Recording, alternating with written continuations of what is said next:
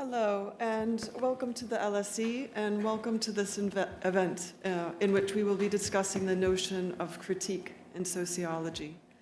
My name is Carrie Friese, and I am an associate professor here in the sociology department at the LSE. As chair, I would like to tell you a little bit about the idea behind this event before I introduce the speakers and tell you about the format of the evening. This is the second event in a series honoring the spirit of the group for theoretical debates in anthropology, which was originally organized at the University of Manchester, founded by Tim Ingold and later organized by Peter Wade and then Soumya Venkatesan. The group brought together scholars to debate propositions that have a chance of engaging almost every practicing anthropologist, including students of anthropology. I'll give you just a few examples. 1993, the past is a foreign country. 2009, the anthropological fixation with reciprocity leaves no room for love. 2012, the concept of neoliberalism has become an impediment to anthropological understandings of the 21st century. I encourage you to check out the publications that came out of this project and note that that the list is itself a very interesting quote-unquote output.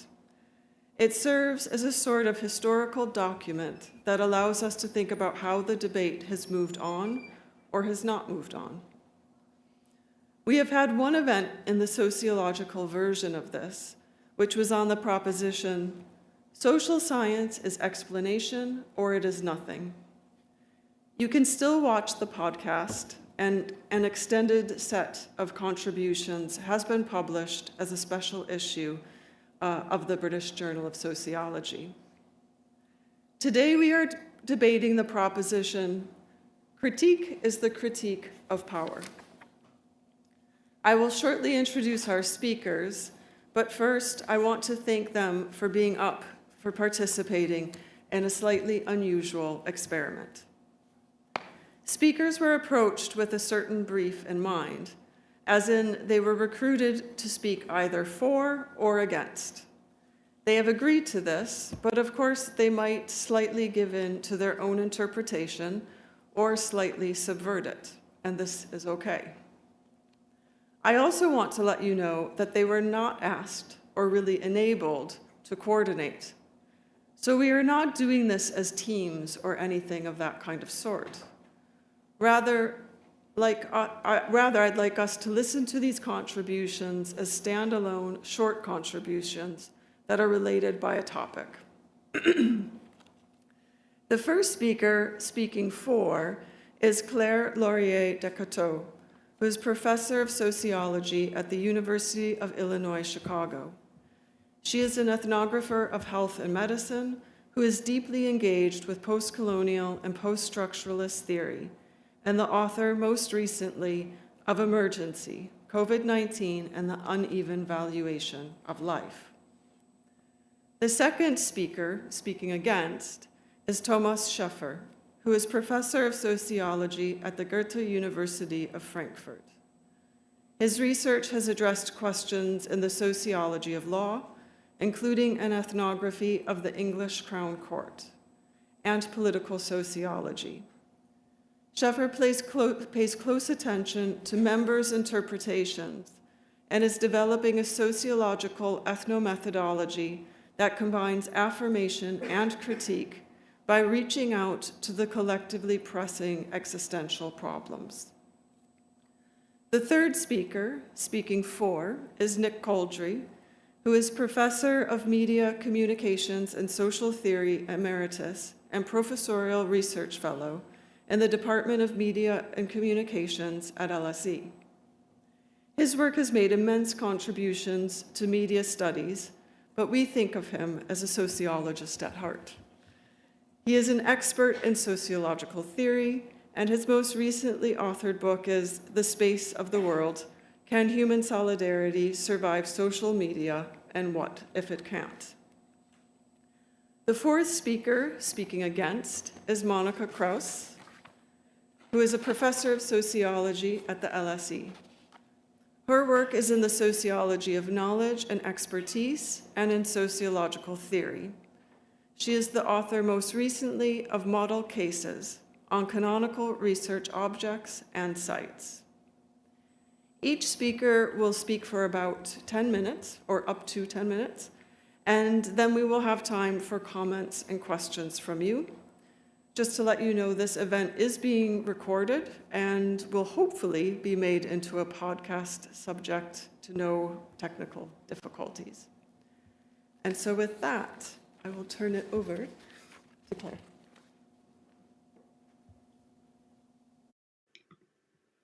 Hi, good afternoon, everybody. I'll just jump right in. Yes, to critique is to critique knowledge power nexuses.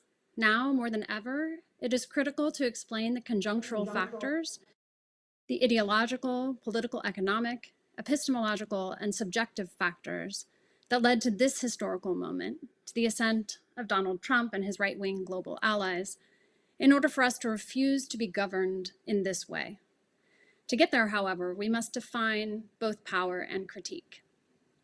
In an essay titled "What is Critique?", Michel Foucault suggests that since modernity is characterized by the expansion and decentralization of various arts of governing, which produce and subject us to power knowledge regimes, critique is the art of not being governed, of defying, challenging, sizing up, and transforming the arts of government to which we are subjected. Critique, Foucault suggests, quote, is the art of voluntary insubordination to ensure the desubjugation of the subject in the context of the politics of truth, end quote. In other essays and interviews, Foucault suggested that critique requires an act of distancing, to force the field of thought in which we subsist to lose its familiarity, to position ourselves at its threshold, and to analyze, quote, the limits imposed on us and experiment with the possibility of going beyond them. After Bruno Latour declared critique in crisis, Didier Fassin defended its importance and suggested there were two main strategies of critique. The first emerges from a Marxist tradition and is formalized by the Frankfurt School theorists, who critique in order to pierce the veil of ideology so that we can recognize our own domination. This form of critique demarcates falsity from truth. The second form of critique is Foucault's genealogy, which identifies, in Fassin's words, quote, what counts as true and false in a given world at a given moment, end quote. And this is accomplished by uncovering the regimes of truth that make particular power structures, discourses, and knowledge systems possible. Now, Fassin admits that these two forms of critique can be combined and that he himself combines them in his own work. However, he really only focuses on ideology and knowledge, and he doesn't attend to their complete interconnection. The imminent critique of critical theorists strives to uncover societal contradictions between dominant ideological forces and historically situated political economic formations in the development of capitalism. Dialectical critique unveils the totality offered within dominant ideologies by countering that accepted fiction with an historical account of the actual political and economic conditions of existence. Further, critical theorists analyze the role of positivist and empiricist science, as well as heightened forms of technological rationalization driven by the fascist state's desire for the ultimate control of knowledge, in foreclosing the possibilities of critique. Foucault suggests that his own account has fellowship with the historical philosophical practice of the Frankfurt School scholars, whose main purpose was to expose false knowledge and how it becomes a tool of domination. But rather than focusing on the ways in which ideology falsifies and obscures structural realities, Foucault sought to uncover the links and connections between mechanisms of domination and knowledge, what allows for particular forms of truth to be made acceptable and rendered legitimate. But more than this, Foucault argued that the multiplicitous elements of any particular governing apparatus within a field of possibilities is forged out of conjunctural determining elements. So resistance comes from conceptualizing that complexity and asking how its coercive effects can be dispelled, starting with the decision not to be governed. As such, he critiqued singular formulations, a clear distinction between truth and falsity, and simple linear causal arguments, and instead formulated a genealogical theory of power and knowledge as dispositif. Foucault suggested the dispositif is a thoroughly heterogeneous ensemble that has a strategic function and is formed in response to an urgent need so that its emergence is functionally overdetermined. And it is this multiplicity and heterogeneity that leaves open the possibility for resistance. In History of Sexuality, Foucault famously declared that, quote, where there is power, there is resistance. And this resistance is never in a position of exteriority in relation to power, end quote. Power is fundamentally relational and agonistic. Within power, there is a mutual incitement to struggle that takes the form of a permanent provocation. But resistance is also critique, a, quote, chemical catalyst so as to bring to light power relations through the antagonism of strategies. But genealogy also requires excavating the forms of knowledge and practice that were buried, disqualified, and rendered inferior when the dispositif emerged as the dominant governing apparatus and regime of truth. Foucault explained that, quote, genealogies are anti-sciences. They are about the insurrection of knowledge, an insurrection against the centralizing power effects that are bound up with the institutionalization of any scientific discourse, end quote. Therefore, genealogical critique attends to multiple causes and heterogeneous formations and gives us the ability to discern the contours and makeup of dispositifs that govern the very possibilities for speech, truth, and subjectivity. In addition, resistance and critique are intrinsic to the operation of power. To critique, we must render the familiar order that gives us subjectivity, that allows us discourse, and that provides us orientations to truth strange. And in so doing, we can begin to refuse to be governed as such. And we can uncover the insurgent knowledges that were disqualified as the ascending apparatus, the prevalent episteme, gained hegemony. And yet, because Foucault encapsulated ideologies and political economic considerations within the dispositif, emphasis on their importance sometimes gets lost. Critical theorists urge us to identify the specific form of domination that ideology can take, and to consider capitalist logics, inequalities, and forms of violence. In my work, I combine Marxist attention to the way capitalist accumulation relies on and exploits the differential valuation of lives and labor, and genealogical attention to multiplicity, racial biopolitics, governmental and epistemic regimes, and subjugated knowledges. I also focus on the way that experiencing disjunction can lead to critique and resistance to being governed. I'm going to end by providing two examples from my most recent books, just to ground what I've said in examples. So I conducted ethnography with Somali refugee mothers living in Canada and the US, whose children were diagnosed with disabling forms of autism, despite the fact that they were completely unfamiliar with the condition before emigrating. Because the hegemonic formation of autism articulates it as genetic, white, and middle class, Somali children were not immediately recognized as fitting the conditions for the diagnosis. Somali parents faced racist and xenophobic systems of knowledge and care regimes, as well as medical discrimination and neglect, as they attempted to navigate the landscapes of capitalist healthcare and education to get their children services. I argue that this epistemic work that required them to transverse complicated bureaucratic and racist state systems, as well as their own experiences as post-colonial subjects with unique approaches to healing in the body, allowed them to forge new explanations of autism that took their unique experiences as outsiders within into account. They were able to forge post-colonial critiques from the threshold of our capitalist medical scientific complex and unpack the racist, xenophobic knowledge systems and care regimes that are central to the epistemic construction of autism in the US and Canada. As they traversed the multiplicities of discourses, knowledge regimes, scientific practices, and institutions that forged the apparatus of autism, Somali parents exposed its conditions of possibility and resisted its coercive effects. In my most recent book, that focuses on the mitigation policies enacted by the city of Chicago to address the uneven racial impact of COVID-19, my interview respondents offered similarly complex critiques of power. Whereas the city of Chicago and the US federal government focused on COVID-19 as an urgent, spectacular, but short-lived crisis that could be countered with socio-technical and data-driven measures, low-income frontline workers and racially marginalized Chicagoans experienced COVID-19 as the exacerbation and acceleration of a series of slow emergencies that their communities had been facing for decades. The city and state governed through emergency, enacting temporally bounded governmental strategies that presumed scarcity, triaged care, and naturalized structural inequality by delinking the effects of racism from its causes. Lower income and racially marginalized Chicagoans, however, experience COVID-19 as cumulative and ontologically unmooring. Slow emergencies unfold through protracted processes that make causality difficult to pinpoint, and that can invisibilize structural determinants.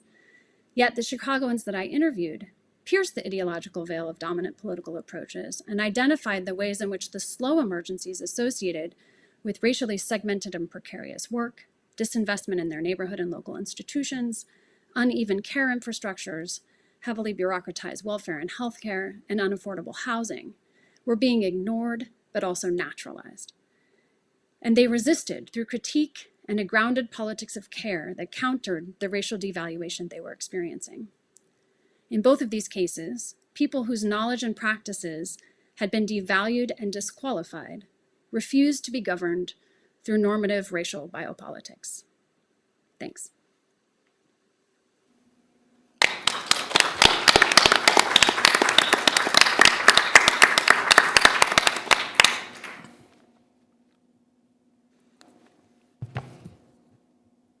Wow, that was impressive. I try to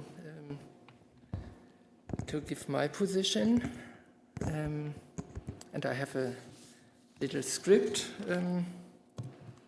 I would like to apologize for my German English, so I hope you can still follow me, not to be too distracted by it. So as a critical scholar, I should wholeheartedly agree with this proposition that critique is a critique of power, but I don't. And not just for this event, I don't. I think I try to not to consistently. So why don't I? I want to unfold the proposition, presented as a folded one in 4 steps, before I propose a certain kind of revision of it. First, critiquing power is crucial, especially for social scientists, but also for members of society in various ways. Critique reveals the destructive tendencies of power and revolts against the suffering that the power causes. This is all the more important in a world where power and its networks are threatening the social and ecological foundations of humanity, first of our societies, but probably of humanity as a whole. Meaning, this is the more important in our times of multi-crisis. Second proposition, trying to understand this phrase, critique is a critique of power. The second point would be that climate change and mass extinction, war and militarism, poverty and rising inequality, fascism and authoritarianism are all existential problems that can be attributed to power or to the dominating system of power. Only, that is how the proposition goes, only by this attribution we will understand how things go wrong and how we risk our human existence, including our basic socialities, our systems of cooperation, one could say. Fundamental critique means breaking down core problems to their root causes that need to be overcome. Capitalism is, of course, a very good candidate for that. It is so because capitalism reaches into and pre-structures even the smallest capillary of praxis. It's a kind of meta-dispositive. Third proposition, we must consider the causes of the problems, such as capitalism, and the means to overcome them together. Only by eliminating the causes can we hope for progress in a proper way. This is why critiquing power comes with hope, despite its negativity. Once we understand the causes, we will know how to end the misery, for most at least. We won't be tricked by power into false, shallow, misleading solutions. Critiquing power means getting rid of the system that got us into this situation in the first place and start anew. Fourth and last part of that proposition, and my kind of reconstruction of it, once the causes cease to exist, so will the problems.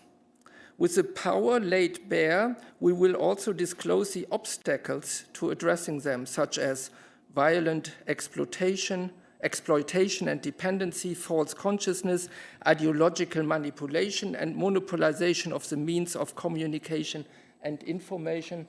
I think Nick can talk about it. This is because the system of power not only causes existential problems, but also stands in the way of solving them, of caring and healing. Critiquing power will therefore not fall short due to the wrong compromise or to revanchism.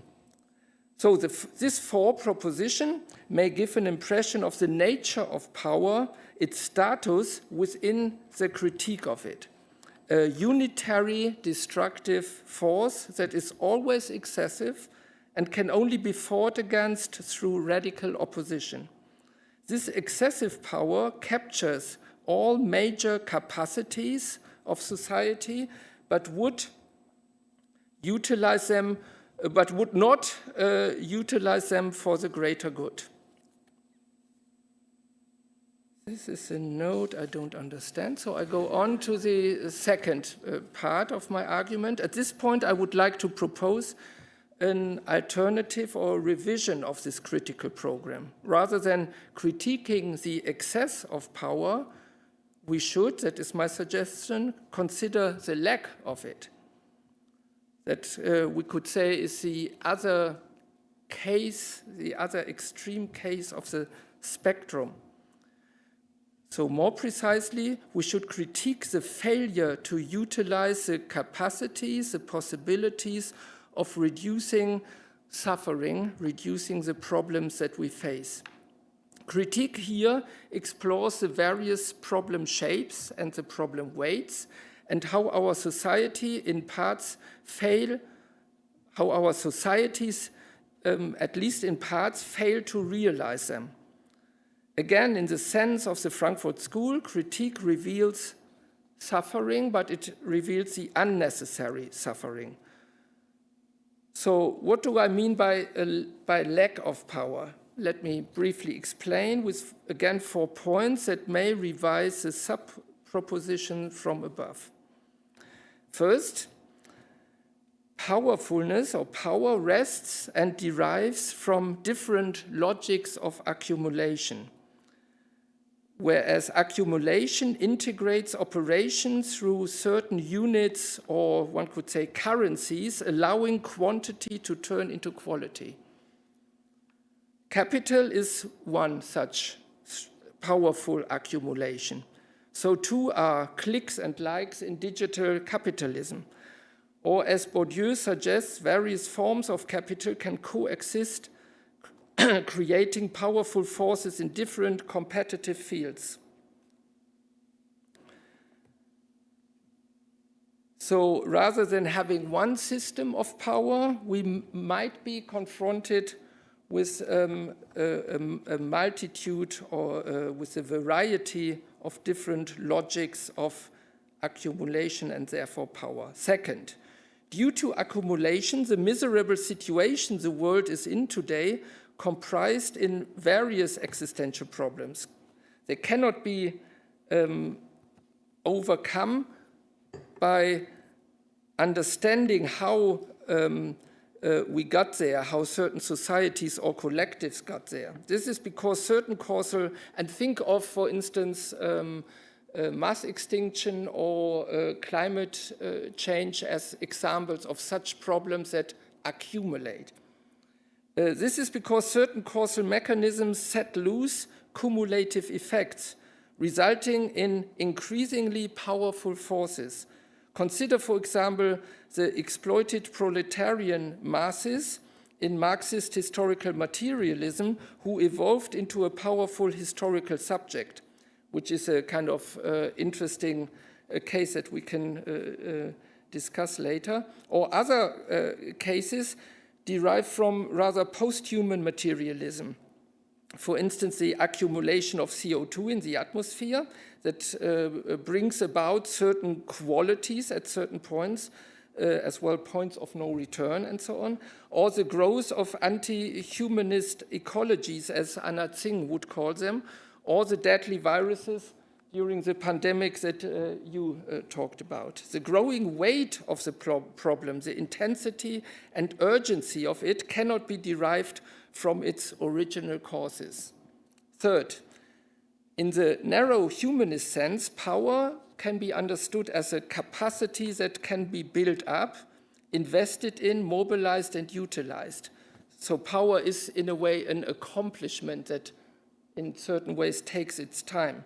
In a broader sense, it involves processes of accumulation, including natural and/or social forces, often within technological devices or apparatuses that stabilize the combination of both.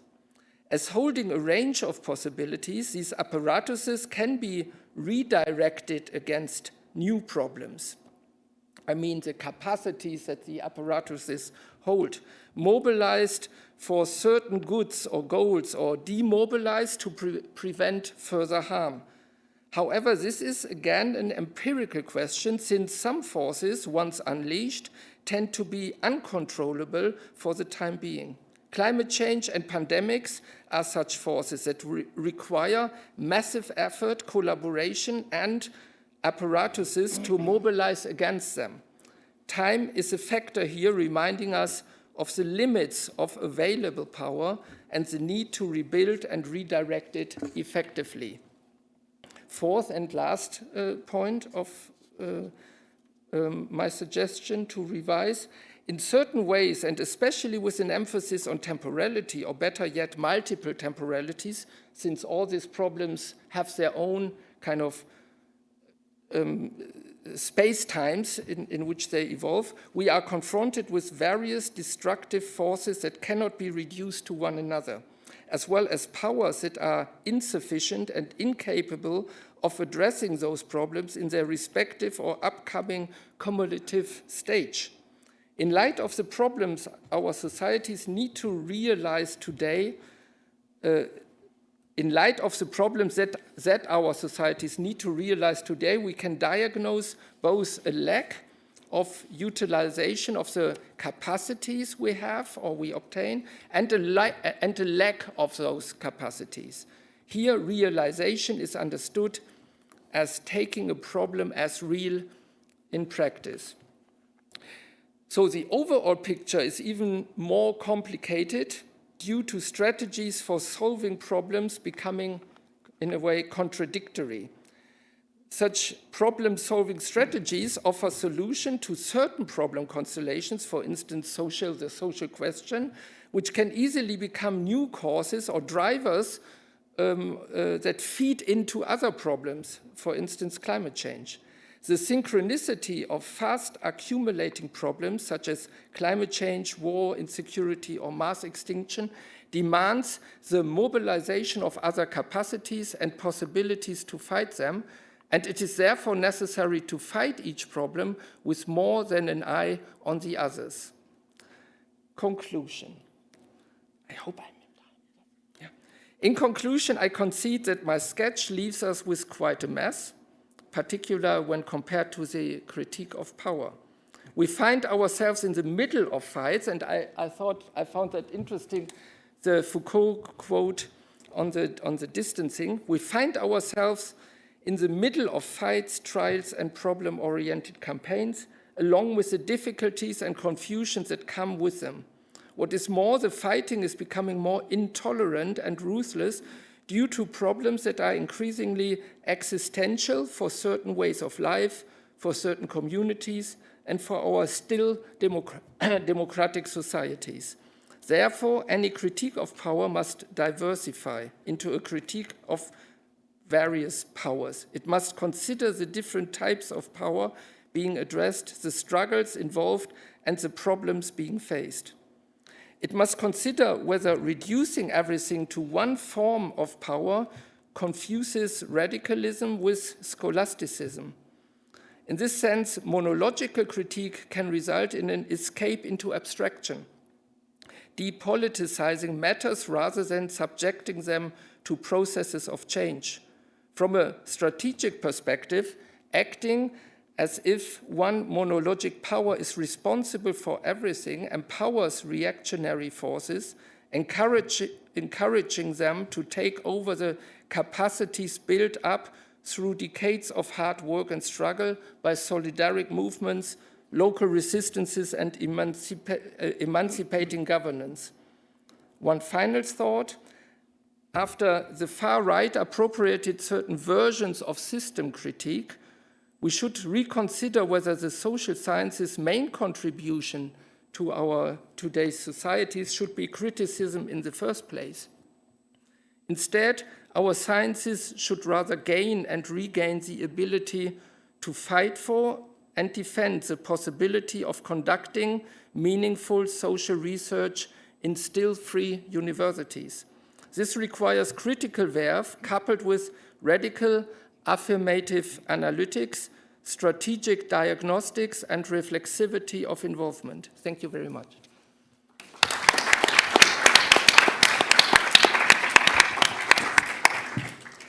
Thank you. Well, if I agree with a lot of that, I'm not allowed to tell you. So I'll just go on with my script anyway. I doubt any of us would deny that understanding power is an important part of the social sciences, or that there are things other than power that the social sciences needs to understand. Hence the absurdity, for example, of reducing the impact of art or music to mere exercises of power. But this debate is not about such crude denials. It's about a more specific and more interesting claim that among the decision points to which social sciences and humanities need to be oriented, getting a better view of power must have priority, and that's the claim I want to defend. I'm a sociologist of media and culture, which now includes being, for my sins, a sociologist of data and AI. In other words, I'm interested in the consequences for social reality of the ability to control the production and distribution of symbols and to shape their reception in society. I started studying the convening power of television institutions 30 years ago and how audiences negotiate that.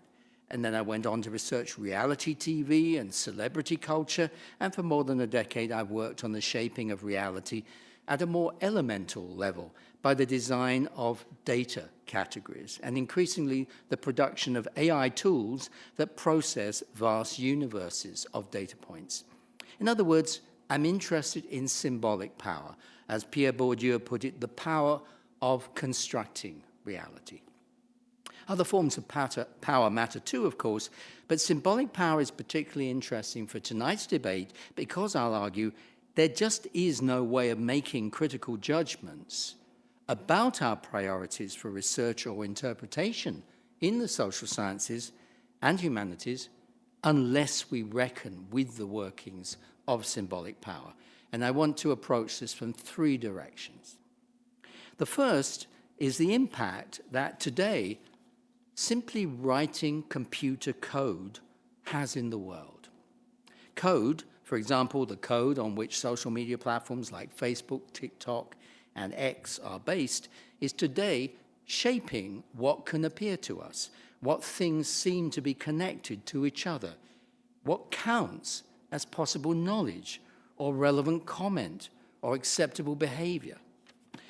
This almost magical transformation from the act of writing code linked, of course, to many other things other than code, including business models and infrastructures, this transformation from code to how reality is, this transformation cannot be understood as mere process, as just making things in a sequence.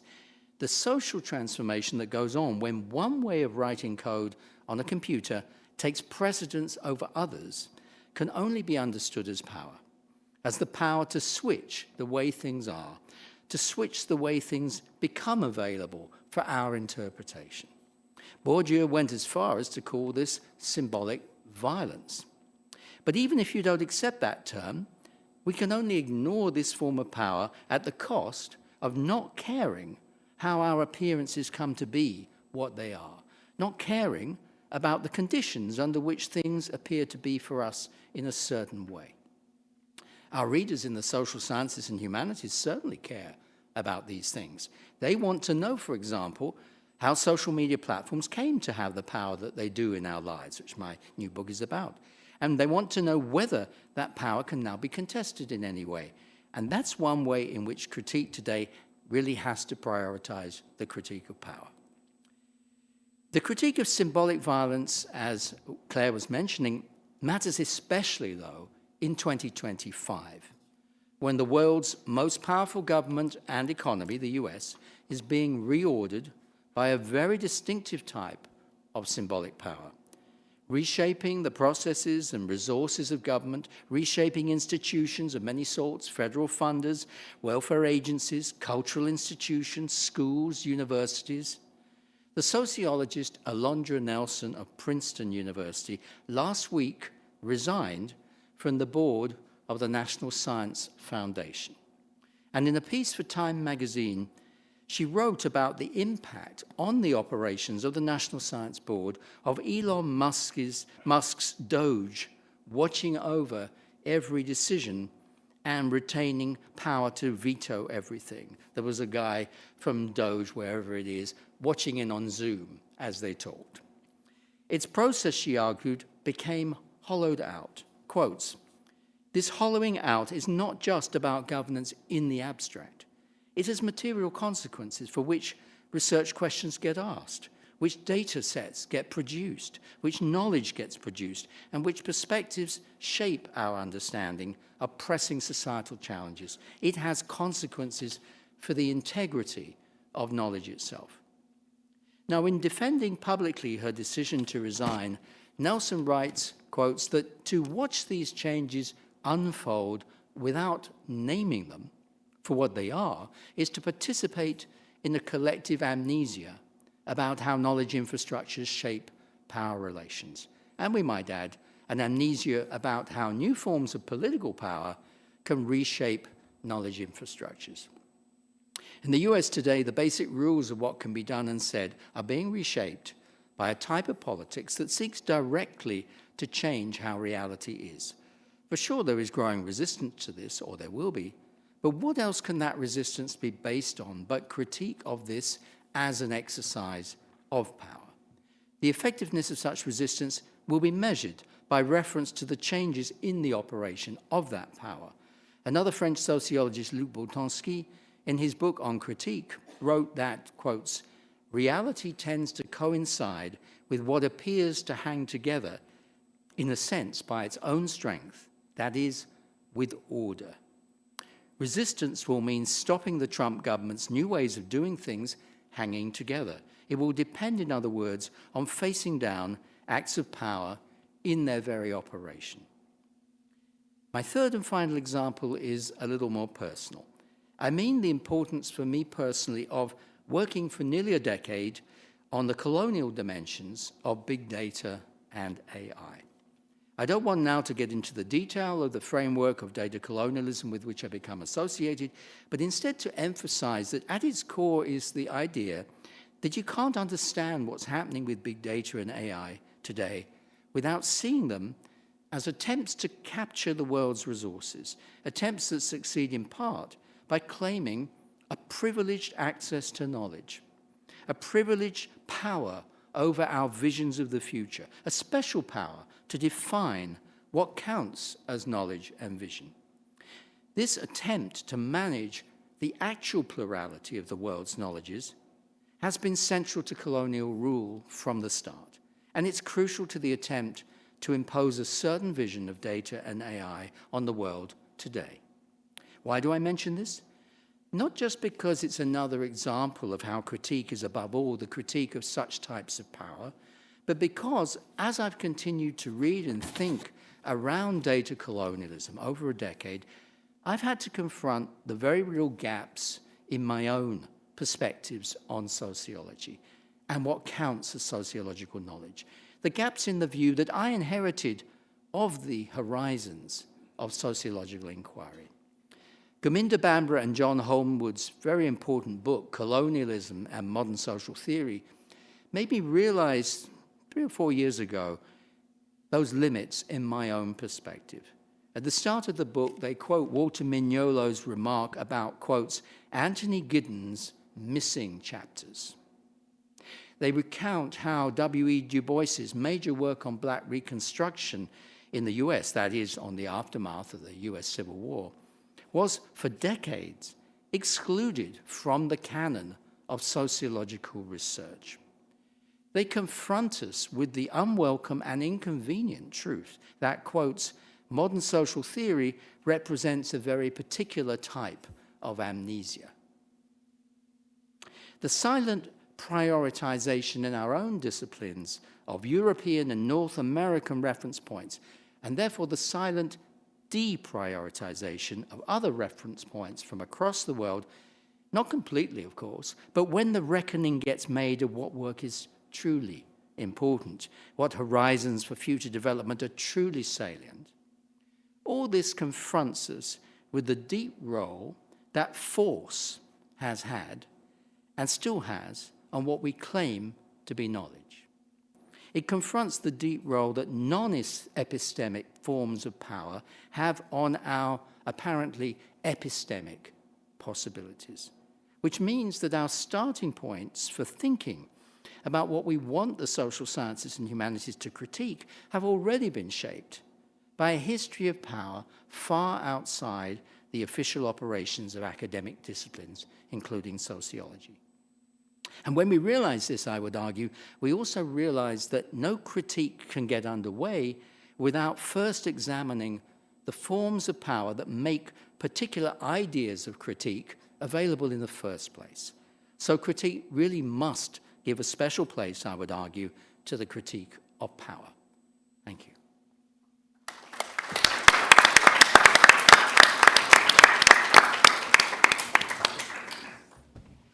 It was alleged at some point that it would be an advantage for me to speak last, but I'm not sure that this is actually the case.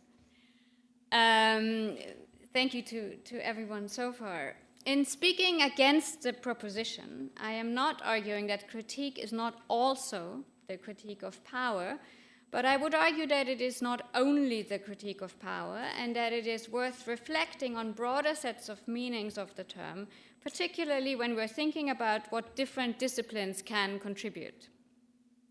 I would suggest that currently dominant notions of critique owe a lot to a particular moment at the turn of the 19th century, when the notion of critique was captured by the notion of totality. We can associate this moment with the name of Hegel and then Marx, but I think there are broader intellectual and cultural currents at play.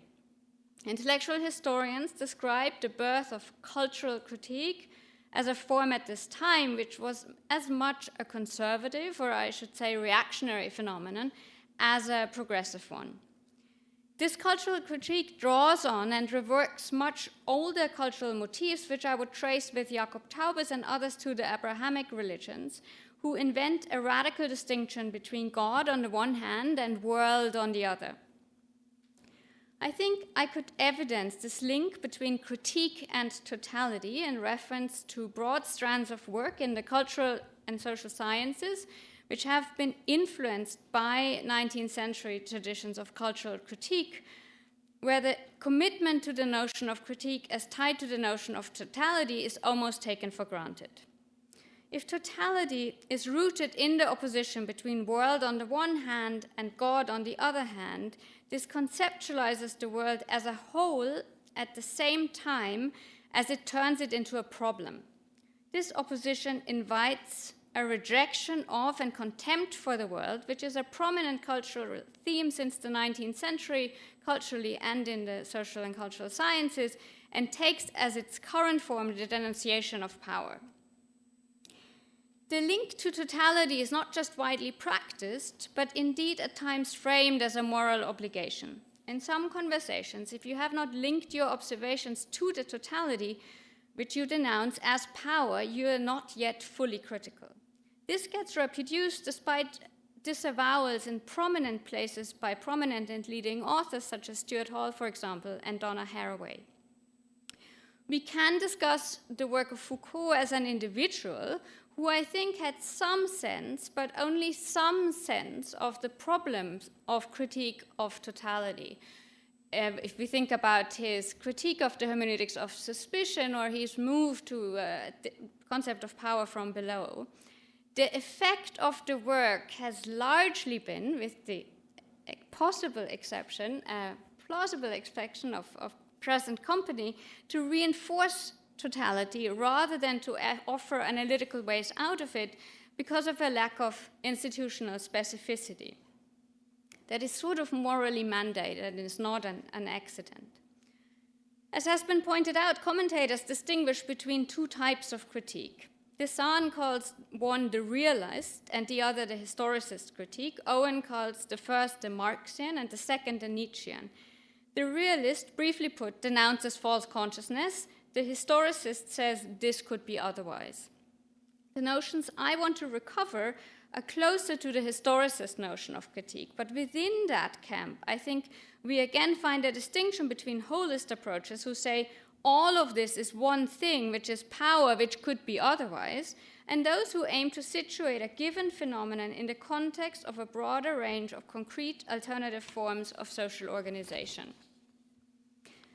If we accept that the most fundamental operation of critique is not to say this is bad, but rather to say it is not necessary, it could be otherwise, I would add to that that it is not only about that it could be otherwise, but how it could be otherwise. By insisting on the how, I'm not talking about solutionism. I'm not talking about an obligation on the critic to identify feasible steps that would get you from state A to state B. I'm talking of practicing the imagination of all the different specific ways in which things could be organized in a different way socially. It is here that I see the specific contribution of specific disciplines and also specifically sociology. Sociologists have an ambition to be accountable in terms of the phenomena they are positing. The tradition has handed down a vocabulary for different social forms such as dyads, triads, organizations, fields, interactions, regimes of racializations, regimes of kinship and gender, political orders, and so on. Different traditions emphasize different forms, and there are real intellectual issues to be discussed between these different approaches. But I think these could be brought together following relational principles, taking into account actors' interpretations, and retaining a curiosity with regard to the different forms that these forms can take. Other disciplines offer vocabularies for other form elements, such as literary or other aesthetic forms. If we're looking at something specific, such as international humanitarian relief between around 1919 to 2020, or the ways in which women were or were not incorporated into theater production in the Weimar Republic in Germany, to name things I've worked on, or to name something I have not worked on, but we're all interested in, the forms of authority or authority mixed with violence that is practiced under Trump too, the whole repertoire of sociological notions can help generate critical perspectives with regard to what something is in light of all the different ways in which it could be otherwise, and with regard to its conditions of possibility in terms of how the phenomenon coexists with specific instantiations of other forms. Description and critique almost fall together here, but it's a very specific form of description that is tied to a theoretical concept of a sociological object of some kind. I want to situate what I'm arguing for with a final comment on the role of comparison in critique. There's something critical in my sense in many forms of variation-finding comparisons, including comparisons that make use of the full range of historical and geographical cases, including cross-national comparisons when national policy differences are consequential. These reveal differences that the critique of power can tend to make disappear because it can claim that they don't matter in the context of the rejection of the totality when I think they do. I also want to highlight the role of comparison, not just to what is, but to how things could be. This can be neglected in some routine forms of social science research. And I just had a reviewer chide me and a co-author for engaging in pure speculation in a section of a paper where I thought actually that was a really important part of the analysis in this paper.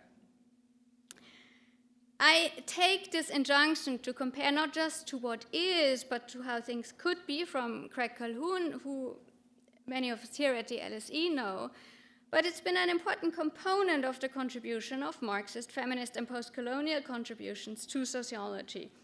Comparison to what could be. Yields concepts such as the means of production, I would argue. It's interestingly also something some sociologists do in some forms of quantitative modeling. Having said that, I would further add that in contrast to what is routinely practiced in some of the traditions of the critique of power, the kind of critical analysis I'm thinking about can also get epistemic gains from a comparison to forms that are possible and are worse than what we see in front of us. There is, I think, an emphasis on comparing critically by comparing to what we'd like to see. To conclude, critique has a long history, different meanings, prior to Hegel, prior to Kant even. The meaning I want to recover draws on a kind of historicism and on the humanities of the 19th century, but marshals what has been achieved in the social sciences, which by and large appeared only later.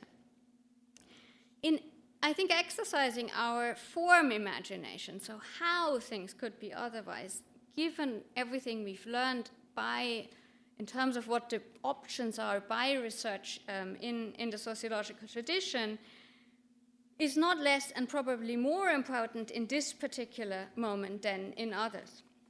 In 1919, in response to, on the one hand, the First World War, on the other hand, the Russian Revolution, the German theologian Ernst Strelch wrote that, I quote, "We theorize and construct not under the protection of an all-carrying order, which renders the most daring and most impertinent theories harmless, but in the middle of a storm of the new making of the world.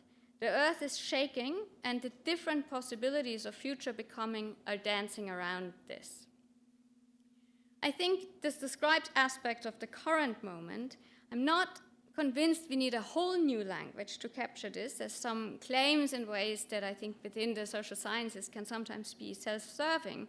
We have a wealth of very relevant concepts, but we need ones that are open to variation and change. Thank you.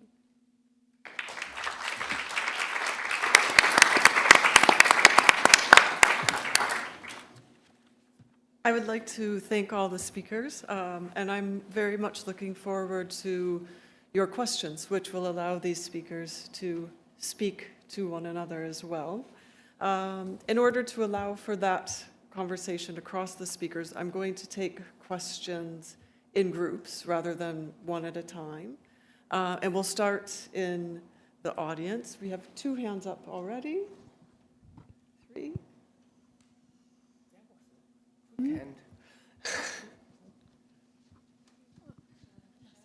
But first, could you state your name and your institutional affiliation? Thank you. Hi, my name's Kate Nash. I'm associated with the sociology department here as a visitor to the sociology department. Kate Nash, and now I've dropped my nose. So as you were speaking, it was very interesting. It's making me think about a lot of things. But I suppose I was thinking critique of power is always somehow the name. The power is somehow named, isn't it? It's so you're sort of invoking both the Marxist and the Foucauldian, sometimes explicitly, sometimes implicitly. And the Marxist is, of course, capitalism, and the Foucauldian is really kind of scientific knowledge. Whereas often you seem to be talking about power more as if it were capacity, more than those kinds of domination. So I was a bit, I don't know if you would say a little bit more about definitions of power, because you sort of seem to be going then towards, well, power is a positive thing also. It is a capacity. We need power sometimes. So, yeah, if maybe just talk a little bit about thinking about the definition of power. Yeah, that's great. Definition of power. Thank you. Yes. Thanks very much. First of all, let me just say I really enjoyed all of the thoughts, really, really stimulating. And so I have a question for the panel, which is, I wonder if it would be possible for you to reflect critically on critique as a body of knowledge, instead of critique as sort of something that is self-evidently an emancipatory body of knowledge, what it might be. And I'm referring here to Foucault's other definition of critique, not just as how we can be governed less, but he has this response to Kant in which he describes critique as the legitimate use of reason. And it prompts us, it provokes us to consider what might be the illegitimate use of reason. What are the bounds of critical knowledge? Where does it end? And what kind of are the fuzzy boundaries? And what lies beyond that? And it brings me to the question that you have up there, which is critique is a critique of power. And I guess most people have answered it in terms of, well, critique is or isn't a critique of power. Well, I'm wondering if we can look at the second half of that question, which is what else other than critique might be the critique of power? And there was a mention of Bruno Latour at the beginning, and he of course provoked us with the idea that of the sort of the similarities between critique and conspiracy theories. And I guess what I'm wondering here is, how does critique fare or compare with conspiracy theories in critiquing power? Thank you. So to unpack both power and critique, I did see, yes. Could you say your name as well?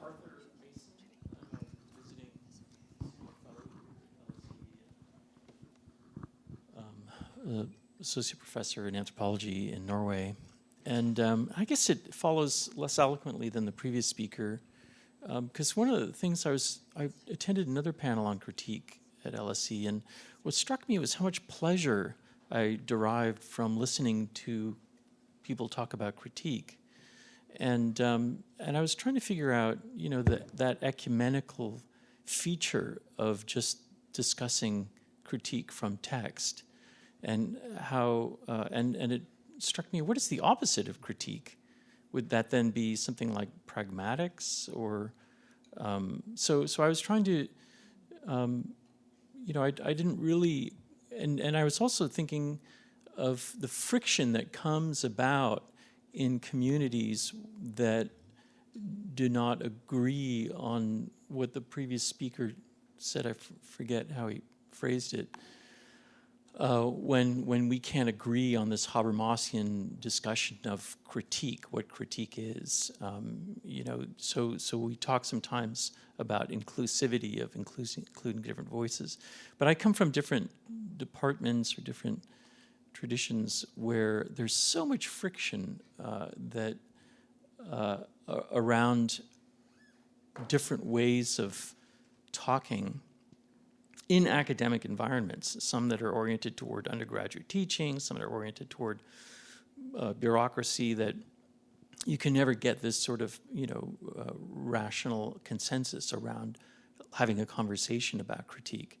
So I guess that was sort of my question. First, is critique just something that is grounded in this ontological text from which we then gain pleasure as an ecumenical community, and therefore bond around that, and that could be our political form?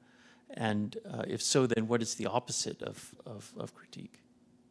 Thank you so much. I think we should have the panel respond to those three questions. I'm turning around so I can see Claire.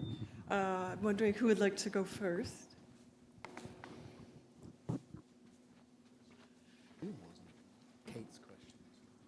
Yeah.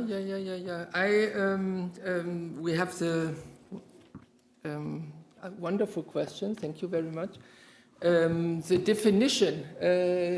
definition question is probably a good starter. And in my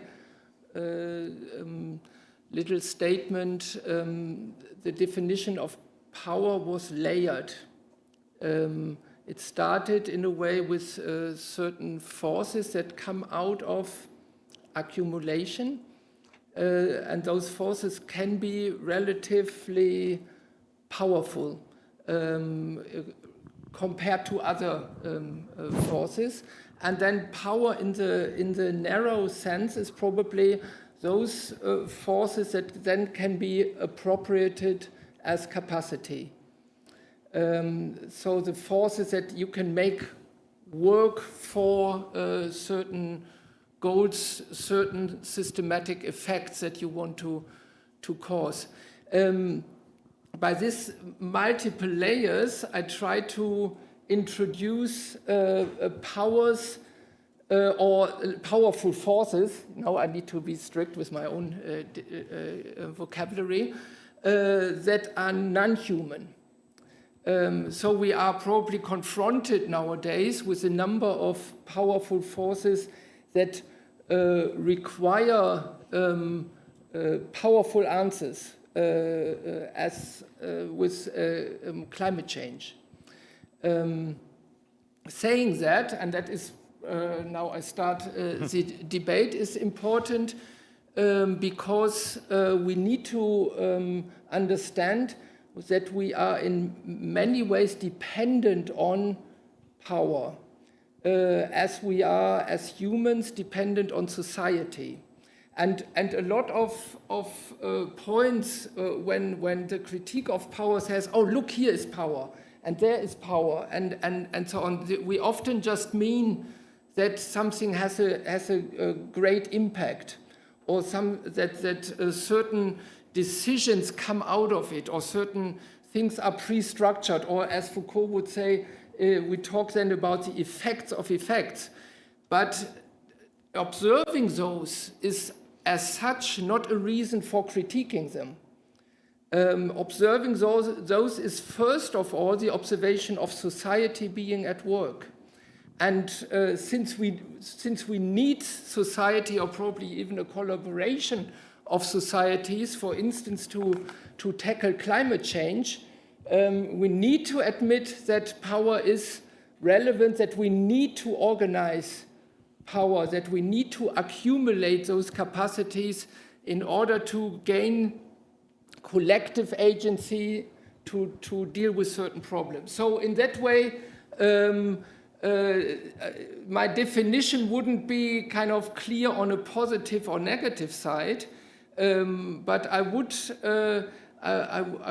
not kind of invite a critique of power that is relativist on that part, that in general would, because you find something powerful, be in the position to criticize it. So that is probably first. I mean, there were other questions, but probably I don't want to talk too. I can go. Yes, thank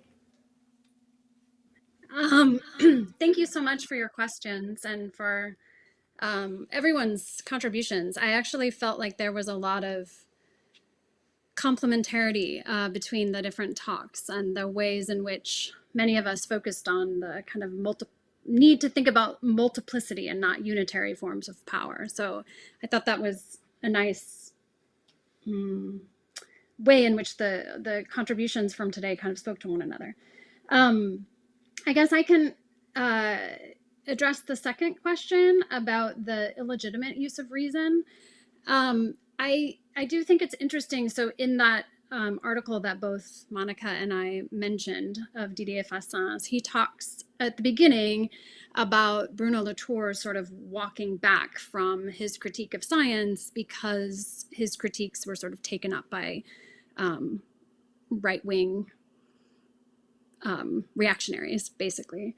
And then the question sort of asks, you know, how do these kind of forms of critique get taken up by folks promoting certain conspiracy theories? I think it's an interesting question, obviously, for this panel. So I am somebody who actually studies various kinds of scientific knowledge and its people who sort of counter dominant and hegemonic forms of knowledge and science. And I think that, like Didier Fassin in that piece, I think that doesn't mean we should step away from critique, but rather that, any sort of new kind of truth regime, we need to analyze the conditions of its emergence. And I think that that's really important in this moment now when we have, obviously I'm American, so having RFK promoting particular kinds of theories, or Trump promoting certain kinds of conspiracy theories, I think we have to really dig into and understand where that's coming from, why people are buying into this, and why it is that at this particular moment they're finding credence in that and rejecting sort of more normative and scientific forms of knowledge. I think that part of our job as social scientists is to precisely understand the conditions in which those forms of discourse emerge, and why, and the power that they hold, and why it is that people believe in them, just like we have to understand why it is that people disassociate with sort of more normative and medical forms of knowledge. So we have to understand that in order to be able to critique the rise of Trump and what is happening in the US. And that's a hugely important form of critique. And I think, personally, I think that Foucault is useful for understanding any sort of truth regime and its conditions of emergence, and why it emerges, and then what it subjugates as it is emerging as a dominant force. I don't think, just like Didier Fassin argued, I don't think that means that we as social scientists should back off from doing critique. Rather, I think it actually means we're being called upon to do a better job of understanding why these, illegitimate forms of reason, as you called them, are emerging and gaining ground. Thank you. Nick? Yeah, I want to go back to the second question, because I think you asked two questions. The second one was, what else other than critique that helps us address power? And I think that's an interesting and subtle point. And I certainly don't fetishize the word critique. So an example of that for me would be the early work of Latour and Canon, which had an enormous impact on me in media studies, because it was the first way of understanding how media power actually works, where it comes from. And I think I was the first person to adopt Canon and Latour into media studies. And that, of course, had a certain critical edge to it, to say the least, in relation to other analyses of power. But it was, at one level, an unpacking of where power is and what it does, which doesn't fit the normal definition of critique. So that is a very important part. As Claire was just saying, we need description, and we need radical description, as it were. On the other hand, to go back to the third question, which I thought was a very interesting one, the pleasure of talking about critique when you implied the pain of not feeling able to critique. I think that's important, because I think, certainly in my area of the social sciences, the way that actor network theory was adopted was often to lead to a sort of pure descriptivism, describing the detailed features of the operations of this platform here and there. Well, fine, yeah, we did learn something from that. But in the end, the more important thing was to discuss the power of platforms and the role, the symbolic power in a sense, but also infrastructural, they had literally to change our world around us. And so I think there is a risk, unless we get this balance right, unless we hold on to the prior horizon of the goal of critique, that we just lapse into endless complexity. I'm not saying you were doing that, because I agree with everything you said, pretty much. But we needed that complexity. But there's a danger of lapsing into just seeing complexity, when it's pretty obvious, as Claire and I were saying, the challenges of power right now are literally taking apart the world that everyone in this room has taken for granted. So we simply cannot step back from critique at this moment of all moments.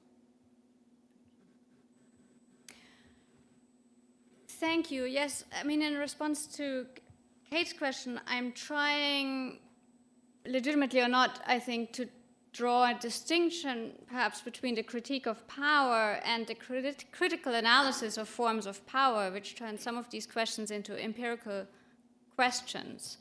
And my experience has been that I learn from work in the tradition of the critique of power, including some work inspired by Foucault, and including Claire's work, which I was thinking of that dialogue because I had written these comments before she presented, which does offer that institutional specificity in terms of her ethnographies and the diagnosis of specific forms of power. But I sometimes feel I learn from those analyses, despite the commitment to the critique of power.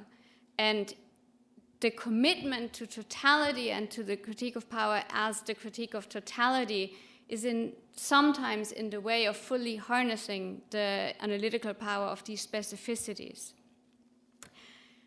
I think what you just said, Nick, in terms of, and also previously in terms of the necessity to reflect on power as we're doing research, particularly at the current moment, I certainly wouldn't deny that.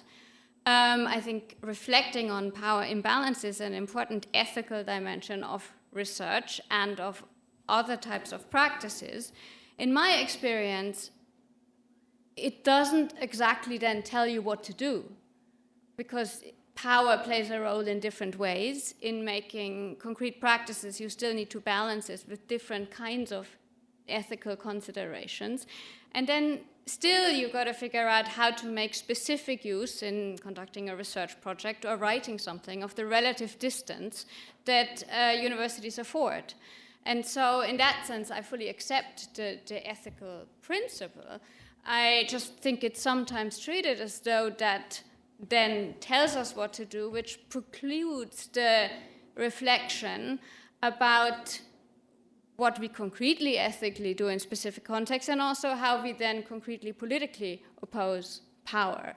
And I think as an ethical principle, it also, I mean, it's worth reminding that it doesn't get us out of politics. So the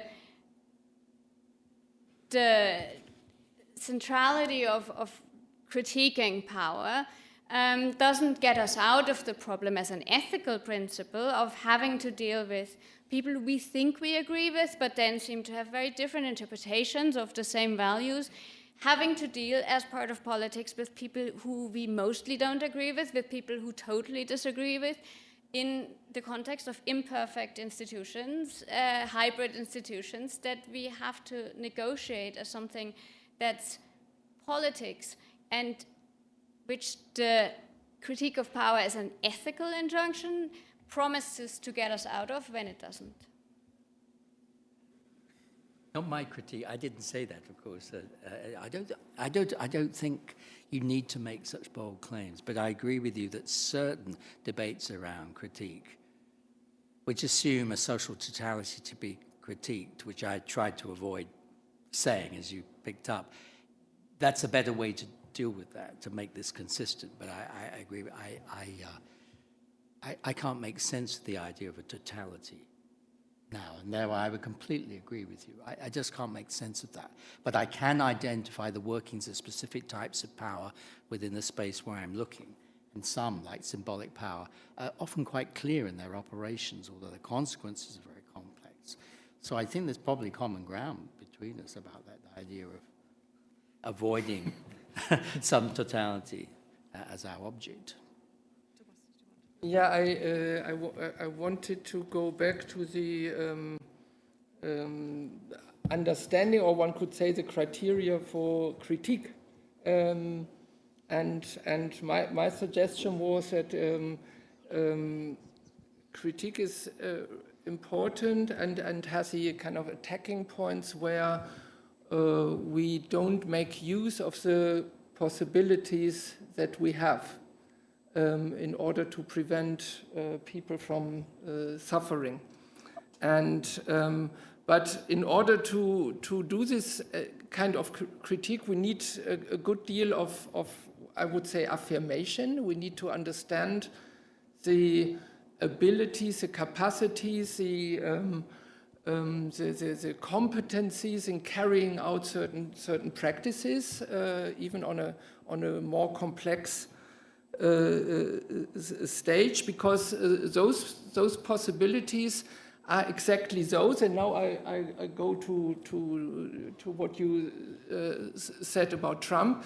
Those possibilities are exactly those which are attacked first in order to organize the rollback, to shift the ground for society. So we need as well, by all the negativity that comes usually with critique, we need a good understanding of, in a way, our political successes, of what we gained through the struggles that were fought, in order to defend what we have and not give it away to those forces. And that is why it needs to be leveled, the positive and the negative sides, with a good understanding, I think, of the possibilities. And one point as well that we need to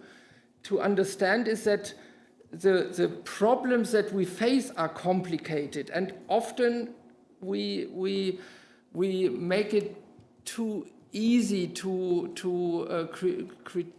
criticize government or to criticize apparatuses, because when you take a closer look, then that often happens on the expense of bracketing out the weight of the problems that we face. And admitting that things are complicated is part of this kind of understanding our possibilities at this very moment, and understanding that we need to generate and build up new possibilities in order to cope with the problems. Thank you. We have a question in the back of the room, and I have a number of questions from online, which I will condense actually into one question. And we have 15 more minutes, just to let you know. Thank you. Hello. Yeah, good. My name is Zakaria, LSE alum. Very interesting discussion so far. I just wanted to sort of wrap my head around how could we approach the critique of power and how it would look like in practice. And here, two figures come to mind: Popper and Kuhn. Not best friends, but I think it's very conducive to this discussion, because maybe one way to approach it is to continuously falsify the knowledge that we have, the science that we have. And if that's the case, could that be a sufficient sort of step to problematize the power in the status quo? And this feeds into the actor network theory that was mentioned earlier. Is it sufficient to sort of continuously falsify power as it is, to then envisage what it could be or what it should be? Or should we just accept that certain things might not be, I guess, plausibly for the better, and so we just have to maybe work around it and deploy power in a more narrow sense, I guess. Thank you. Thank you.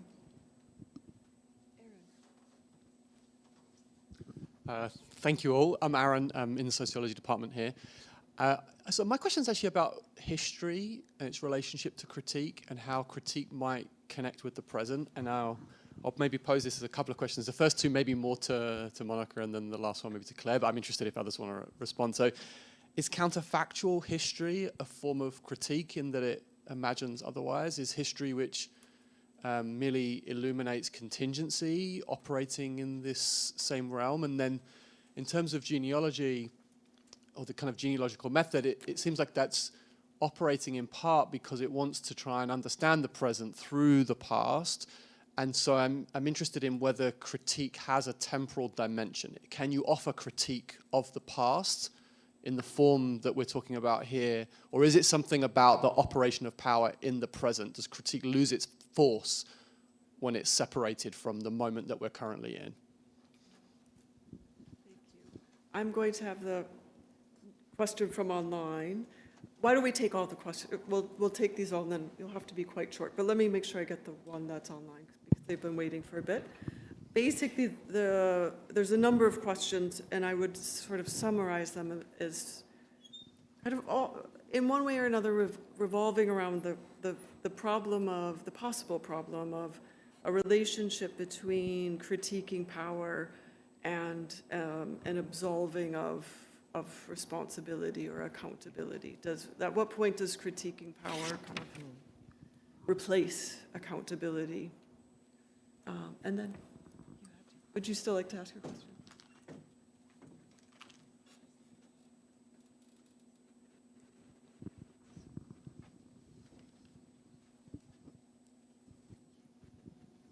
Hello, my name's Ray. Thank you very much. I'm academically unaffiliated. I'm just wondering, there's often this phrase that crops up now and again, or quite a lot on social media, speaking truth to power.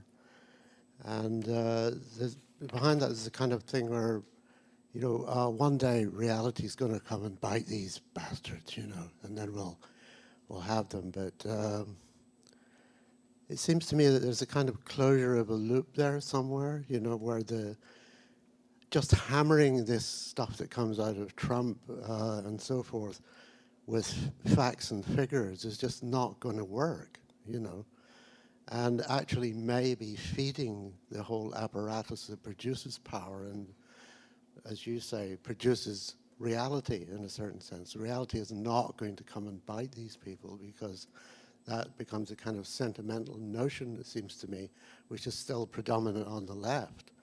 And I just wonder, why is the right so bloody good at this stuff, you know, when people on the left are kind of struggling all over the place, you know, limited, tied in knots, you know? Thank you. We do have a question from Judy, and then I think that will have to be our last, and Maria.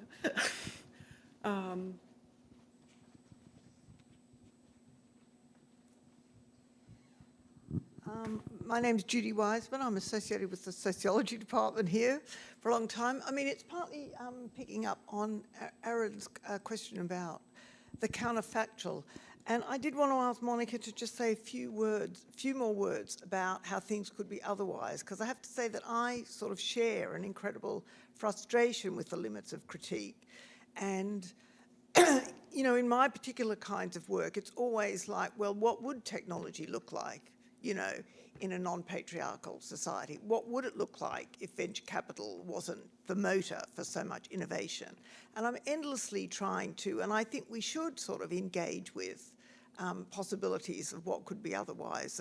And so how do we do that within this sort of framework? I mean, can I just say I thought all of the talks were splendid and incredibly interesting, so I'm just thinking them through. But I just wondered if you could say just a little bit more about that. Thank you. I'm going to, Maria, do you have a short question? Okay.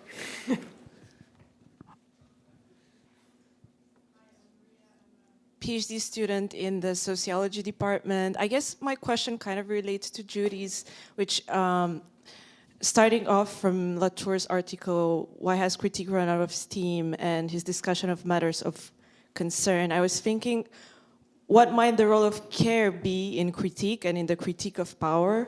Thinking of how De la Bella Casa expands the notion of concern to care in her work. Thank you. Thank you. So we have about 5 more minutes. So you each have about a minute to sum up. Who would like to go first? Can I go first? Yes, you can, Claire. Thank you. Sorry, it's just I know I'm like a talking head, so I thought maybe I'd just go first. These are great questions, and this is such a great conversation. So I want to address, I guess, maybe a couple of the questions that have emerged, sort of the possibilities for what could be otherwise, and this question about like sort of is one possibility to falsify knowledge.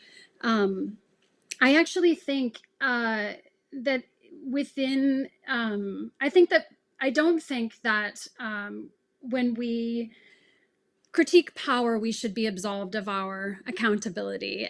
In fact, I think that's the point of critiquing power, is to push back against really powerful discourses and sets of institutions. I think that falsifying knowledge to a degree is really important. I think that to the point about speaking truth to power, I think that you can't just keep saying that scientific facts are true and therefore you're wrong to RFK, that mechanism is not going to work because scientific truths are also racist and have lots of historical problems with the way in which they were constructed. And so we have to deconstruct multiple regimes of truth at the same time. But I also think that another form of resistance that gets lost often when we talk about Foucault is this point about excavation. So we also have to understand that when new regimes of truth emerge, or any regime of truth gains power, it has also subjugated other forms of power, indigenous knowledge, disqualified knowledges. And I think that part of resistance is also excavating those forms of knowledge to show the ways in which they were suppressed in order that a regime of power emerges. And that's another part of sort of finding possibilities of what could be otherwise, but also critiquing the fact that those particular forms of truth are not necessarily, the only option. Like there's a lot of different sorts of knowledges that are available to us. So I'll stop there.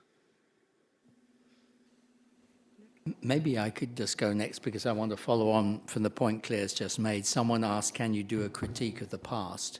And absolutely, I think you can. That's what decolonial thinking is. It's going back into the past to see the actual acts of symbolic violence which foreclose possibilities for us right now, which need to be identified and then not undone. They can't be undone, but somehow recovered so that a new space possibly emerges now. So I think that's important. I very much agree with Judy's point of frustration.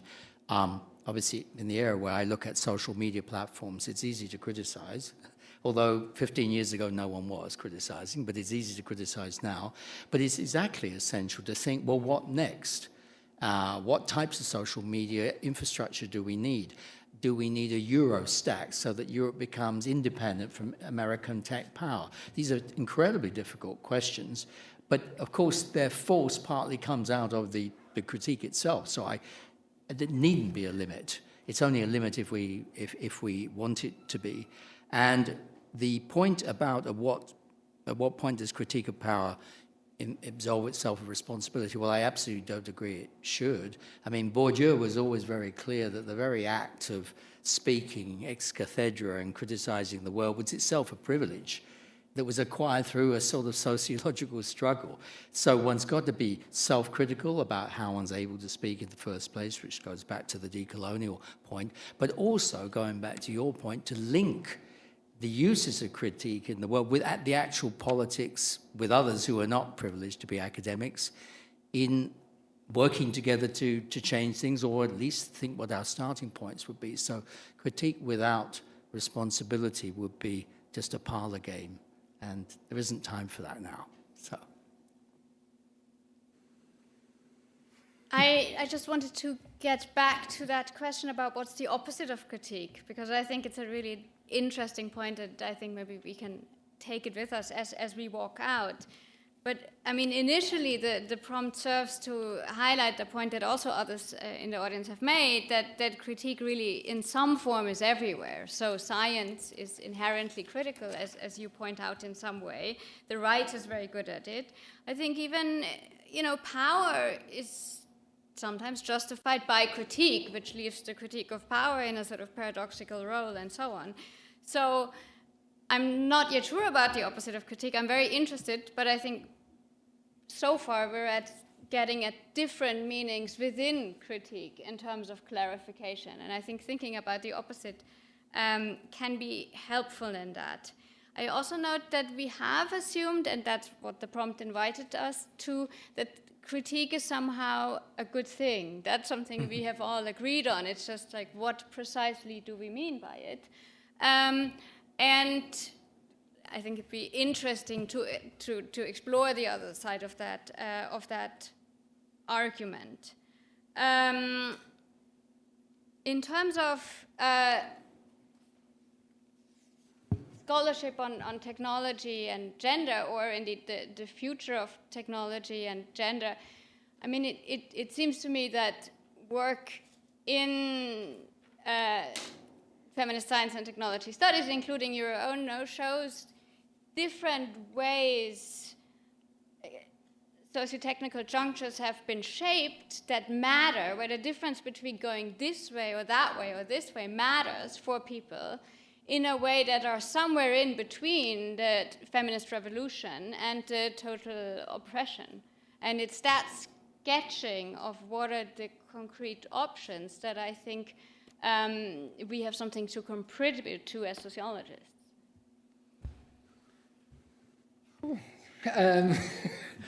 Yes. 1 minute. 1 minute. 1 minute. I just remembered that often when I'm teaching my students in seminars about how to read texts and how to do research, a very basic observation that repeats itself is that for the students it is more simple to formulate critique than to formulate what is in the text. And I think that is an important hint that we have problems in acknowledging achievement and accomplishments. We have problems in acknowledging, for instance, that there was a question about accountability, responsibility, that those things are democratic accomplishments that needs to be defended. It doesn't mean that they are already making us realizing the problems, but they are a big step towards it. And again, here I would insist on that we need to defend that.